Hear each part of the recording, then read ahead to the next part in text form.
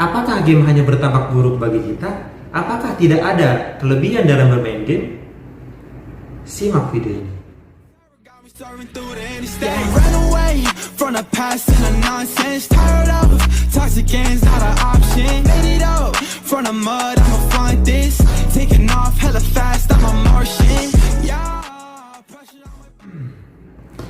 Assalamualaikum warahmatullahi wabarakatuh. Sebelumnya perkenalkan, nama saya Alfian Poneselino Satrio Laksono dari Fakultas Komputer Teknik Informatika. Dan di video ini saya akan menjelaskan mengenai kelebihan dan kekurangan bermain game dalam kehidupan sehari-hari. Karena channel ini bertemakan game, maka saya juga mengangkat tema yang berhubungan dengan game juga. Sebelumnya mohon izin apabila berkenan bisa klik tombol subscribe di bawah, dan juga apabila teman-teman tertarik dengan video saya lainnya bisa klik video yang ada di deskripsi atau klik video yang ada di atas kanan sini. Terima kasih. Sebelum kita bahas kelebihan dan kekurangan game, kita harus mengetahui dulu apa itu game, apa itu definisi dari game. Oke, game adalah sesuatu yang dapat kita mainkan dengan aturan tertentu. Nah, di mana ada yang kalah dan juga ada yang menang. Biasanya dalam konteks tidak serius atau dengan tujuan refreshing. Jadi game ini hanya sebuah hiburan. Kemudian game terdiri dari game offline dan juga game online. Definisi dari game offline adalah game yang bisa kita mainkan secara offline tanpa terkoneksi dengan jaringan internet. Dan juga ada game online atau yang sering kita sebut dengan online games. Berbeda dengan game offline, game online itu harus terhubung dengan jaringan internet, baik lokal area network atau internet, yang dimana kita bisa menjangkau pemain lain yang terhubung juga dengan internet tanpa ada batas. Game juga memiliki setiap genre masing-masing dengan tujuan untuk menarik para playernya. Yang pertama ada action, game yang melatih ketangkasan, kelincahan. Untuk memenangkan sebuah permainan, kita harus memiliki ketangkasan dan kelincahan. Genre ini juga dapat melatih ketangkasan dan kelincahan agar kita dapat memenangkan suatu permainan. Kemudian yang kedua, adventure. Game ini memberikan sebuah petualangan yang dimana kita harus bisa menentukan pilihan kita untuk kedepannya, seperti memilih jalan, memilih teman, dan sebagainya. Yang dimana ini melatih kita untuk agar kita dapat memilih yang dengan tepat apa yang berguna untuk kita ke depannya. Apa yang itu? Kemudian yang ketiga ada action adventure. Gabungan dari action, melatih kelincahan, ketangkasan, dan juga adventure yang membuat kita harus memilih jalan yang tepat, memilih sesuatu yang tepat untuk yang terbaik untuk kita. Kemudian yang keempat ada genre RPG. Genre yang satu ini pasti sudah tidak asing lagi, terutama untuk para player. Yang dimana karena game ini ada turn based dan hitungan yang pasti pada genre ini. Karena sebelum melangkah sebaiknya kita melakukan perhitungan yang dapat didapat nantinya. Seperti mengumpulkan sesuatu, mengumpulkan barang-barang yang menurut kita penting, seperti itu. Kemudian ada genre simulation, game yang memberikan sebuah simulasi kehidupan nyata, seperti kita menjadi pilot, kita menjadi supir, kita menjadi masinis, kita menjadi pemerintahan yang memanage sebuah kota dan sebagainya. Kemudian yang keenam ada game strategi, yang dimana game ini melatih kita untuk mengatur strategi, melatih kita untuk berpikir cepat dan bertindak. Kalau kita tidak bisa berpikir cepat dalam bertindak, maka kita bisa kalah dalam permainan. Itulah keuntungan dari genre strategi, ialah melatih kemampuan otak kita untuk memikirkan sebuah rencana untuk memenangkan game ini. Kemudian yang ketujuh ada genre sport, game yang ditujukan untuk player menyukai sebuah olahraga, karena di sini olahraga di genre sport ini itu terinspirasi dari olahraga sungguhan yang kita lihat di dunia nyata. Kemudian puzzle, meliputi genre puzzle. Genre ini melatih kita untuk memecahkan teka-teki, memecahkan sebuah masalah.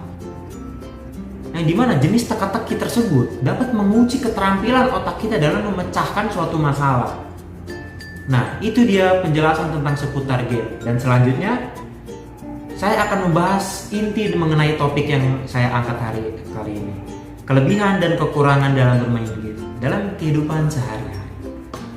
Bermain game seringkali dipandang sebelah mata. Banyak yang beropini bahwa game hanya akan memberikan dampak buruk saja. Salah satunya adalah game online. Seperti yang kita lihat, banyak sekali anak-anak kecanduan game online, melupakan belajarnya, melupakan kewajibannya sebagai pelajar, melupakan kewajibannya sebagai mahasiswa, seperti itu. Namun bermain game seperti ini hanya akan merusak kinerja otak, menjadikan bodoh dan sebagainya jika bermain game tidak dalam waktu yang wajar. Padahal sebenarnya bermain game bisa memberikan dampak yang positif. Hal ini berlaku jika kita bermain sesuai dengan batasan atau tidak berlebihan. Bahkan salah satu manfaat game ialah bisa membantu mengembangkan kecerdasan otak anak. Salah satu, meningkatkan keterampilan. Seorang pemain sejatinya mengingat detail-detail penting dari game yang ia mainkan. Mereka juga akan memperbaiki catatan waktu atau rekor yang mereka dapat dalam sebuah game. Suatu penelitian dari Universitas Rochester menemukan bahwa bermain game dapat meningkatkan persepsi dan keterampilan seseorang. Kemudian yang kedua, mengatasi depresi. Bermain game dapat mengatasi depresi yang Anda alami. Game mengaktifkan sistem syaraf simpatisan yang dapat mengurangi tekanan yang menimbulkan stres pada diri Anda. Kemudian yang ketiga, membuat Anda dapat mengontrol mimpi. Peneliti memaparkan bahwa seseorang yang bermain game sebenarnya tengah berlatih untuk mengontrol dunia mimpinya. Dalam game, seseorang dapat mengontrol lingkungan mereka sehingga mereka dapat mengontrol dan mengurangi mimpi buruk mereka dan memberikan kestabilan mental dan emosi. Kemudian yang keempat, meningkatkan perhatian visual. Para peneliti dari Universitas Rochester menemukan bahwa bermain game tidak hanya membuat seseorang lebih jeli pada lingkungan sekitarnya, namun juga meningkatkan kemampuan seseorang untuk mempertahankan fokusnya saat dibutuhkan. Kemudian yang kelima, membantu orang mengatasi disleksia. Beberapa penelitian menunjukkan pada kesulitan perhatian sebagai komponen kunci dari disleksia. Salah satu studi menunjukkan bahwa penderita disleksia meningkatkan pemahaman bacaan mereka setelah melewati sesi permainan yang berat. Alasannya, para peneliti percaya bahwa permainan memiliki lingkungan yang terus berubah, yang membutuhkan fokus yang intens. Kemudian yang keenam, video game dapat mengekang keinginan. Pemain yang asik makan berlebihan, merokok, atau minum mungkin lebih baik dilayani dengan meraih pengontrol. Sebuah studi universitas mengungkapkan penurunan 24% dalam keinginan untuk mewakili pilihan mereka setelah bermain seperti game puzzle. Nah, itu dia kurang lebih ya kelebihan dari bermain game. Namun di balik kelebihan, jangan lupa juga ada dampak buruk dari bermain game ini. Perlu dicatat bahwa bermain game dibolehkan, saya ulangi lagi, namun dengan batas waktu yang wajar. Karena jika tidak, dampak buruknya akan berlebih pada kesehatan kita. Berikut dampak buruk terlalu sering bermain game. Yang pertama, kesehatan mata bisa terganggu. Menatap layar komputer atau gadget terlalu lama saat bermain game otomatis akan membuat kesehatan mata menjadi menurun. Mulai dari mata lelah, minus bertambah, sampai kerusakan saraf mata. Kemudian yang kedua, ada gangguan motorik. Hanya duduk bermain game saja seharian juga membuat kita jadi kurang bergerak. Akibatnya, lama-kelamaan motorik akan menurun, sehingga pertumbuhan badannya jadi tidak maksimal dan berisiko mengalami obesitas. Karena kita kurang gerak, kurang olahraga. Kemudian yang ketiga, nyeri sendi. Saat bermain game, kita tanpa sadar duduk membungkuk atau tiduran. Posisi duduk ini bukanlah posisi duduk yang benar. Bila kita duduk dalam posisi yang salah terlalu lama, maka bisa membuat ototnya terasa kaku atau terasa nyeri. Kemudian menurunkan tingkat konsentrasi. Menurut penelitian, kecanduan bermain game bisa membuat anak mengalami gangguan konsentrasi. Ketika kita sedang senang bermain game, akan terjadi perubahan pada struktur dendrit sel-sel di dalam otaknya, di dalam otak kita. Hal ini mengakibatkan konsentrasi kita menurun, sehingga kita mudah lupa dan gagal fokus.